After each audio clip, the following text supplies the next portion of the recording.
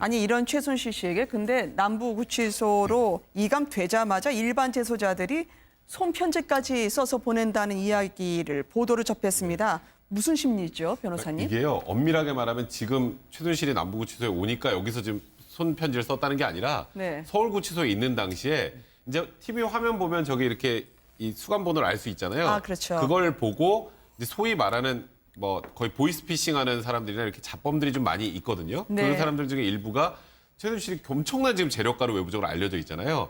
그러니까 나중에 출소하고 찾아뵈도 되겠습니까? 네. 이런 내용들의 손편지를 써서 보냈다고 하는데 문제는 최순실 씨 얼마 전까지 변호인 빼고 접견 아무도 안 됐죠. 네. 서신도 다 제한이 됐었습니다. 그러니까요. 그래서 이 손편지를 최순실 씨가 직접 받아봤는지 이게 지난 1일부터 이제 풀렸거든요. 그 부분은 알 수 없지만 참 이게 가끔 구치소 안에서 소위 범털이라고 하는 그런 돈이 좀 많다라고 하는 사람들이 그 안에서 나중에 혹시 이 사람과 인연이 되면 내가 사회 나가서도 뭐가 좀 되지 않을까라고 생각해서 좀 잘해보려고 하는 사람들이 있는데 그 일환이 아닌가 굉장히 좀 씁쓸한 저를 상황입니다. 대단한 생존 능력이라 봐야 되나요? 아니 저는 뭐 또 다른 의미에서 그러니까 지금 그 남부구치소에 있던 남부교도소입니까? 교도소에 있는 구치소죠. 구치소에 네. 있는 이 잡범들이 그러니까 편지를 보내는 이유 중에 하나는 그런 것도 있는 것 같아요. 우리는 이 조그마한 범죄를 저질러고도 이렇게 잡혀와서 이렇게 다 인정할 거 다 인정하고 이렇게 지금 형을 살고 있지만 어떻게 지금 최순실 같은 경우는 진짜 국가를 이렇게 이 지금 그 대통령이 파면당할 정도의 그런 엄청난 일을 벌리고 나서도 불구하고 네. 모든 걸 지금 이제 부인하고 있는 이러한 혐의 자체는 일종의 야유를 보내는 그런 뭐 의미도 저는 좀 깔려 있지 않나 하는 생각도 듭니다. 네. 어쨌든 재소자들의 이런 상황까지 국민들은 천태만상을 보고 계시다라고 깝깝해하실 것 같습니다. 최순실 씨 말씀드렸던 것처럼 외부인 접견, 서신 반입이 안 됐다가 이제는 적극적으로 도서도 들어갈 수 있는 것으로 확인되고 있는데요. 이분도 아무래도 신앙을 갖고 있나요?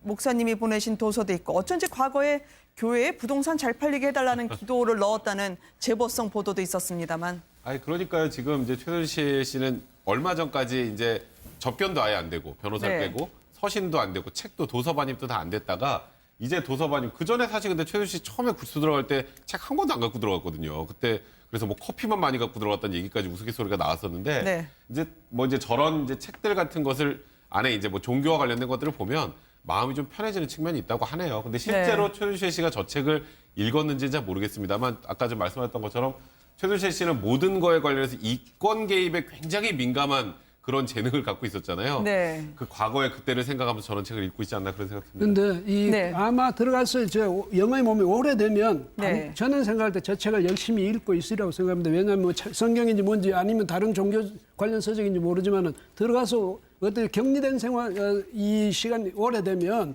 네. 무엇인가 하지 않으면 견디기 어렵거든요. 그다음에 또 저렇게 어려운 처지에 놓이면 자연 아무리 자기 신이 종교인이든 아니든 어떤 절대자에게 네. 의지하고 싶어하는 그런 마음이 있을 겁니다. 그래서 보면 옛날에도 그 김대중 전 대통령의 경우는 정말 그 감옥에 계실 때 그때 엄청스럽게 책을 많이 읽으셨다고 그랬어요. 네. 그래서 그런 거를 보면 최순실 씨도 아무리 강심장이라도 일단 이게 이제 구속 기간이 길어지고 이렇게 되고 또 재판을 계속 받고 이런 상황이니까 무언가 의지하고 싶다. 그 절대자면 더 좋겠죠. 그래서 하느님께 의지하고 싶은 생각이 들었을 수가 있겠죠. 예. 그러면 지금 본인들은 옷을 통해서도 수의를 통해서도 자신이 무죄다라는 걸 호소하고 싶을 수도 있다라는 분석이 있었는데 사복을 입는 분들은 왜 그렇고 수의를 입는 분들은 왜 그렇습니까? 사복을 입는 그러니까 재판 법정에 출석할 때 사복을 입는 사람들의 특징은 하나입니다. 난 네. 무죄다. 아, 네. 그러니까 그게 아주 강력한 그러니까 나는 잘못이 없다. 당당하다.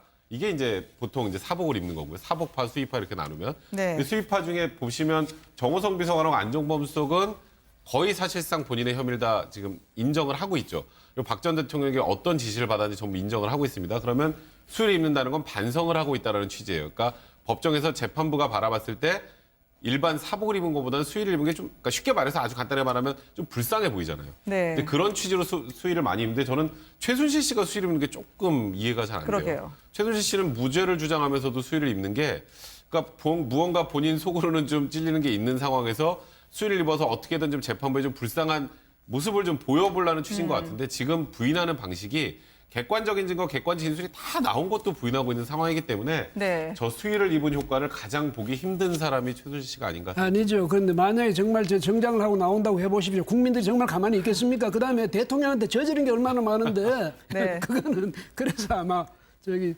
입고 싶어도 정장을 못 입을 겁니다. 양심이 있습니다. 이 모범 수용자 오늘 나왔던 증인 중에서도 피고인 중에서도 모범 수용자로 분류되는 사람이 있었었는데요. 이게 좀 춥거나 아침 저녁으로 싸늘할 때 솜을 더 30g 이상 넣어준다고 하는데 모범은 이것도 교정 당국에서의 관리하는 요령 중에 하나인가요? 그러니까 이제 모범 수용자라는 게 그 안에서 말썽 안 일으키고 하여튼 네. 그 안에서 좀 성실하게 복역을 하는 사람들에게는 조금 따뜻한 점퍼를 주는 거고 쉽게 말하면 네. 솜이 30g이면 꽤 클 거예요. 이게 아, 그래요? 원래 일반 동복이 65g인데 누빔 솜이 이제 그 동복 이제 모범 수용자 같은 게 98g이면 네. 거의 3분의 1이 더 들어있는 겁니다. 아, 이거 워낙 뭘 입어도 춥고 네. 뭘 먹어도 배고픈 그곳 생활에서는 확실히 그거 큰 굉장히 도움이 되죠. 되겠군요. 그러니까 그 안에서 말썽을 일으키지 않고 잘 수감 생활하면 저런 류의 좀 자그마한 혜택이라도 준다는 걸 알려주는 거죠. 네.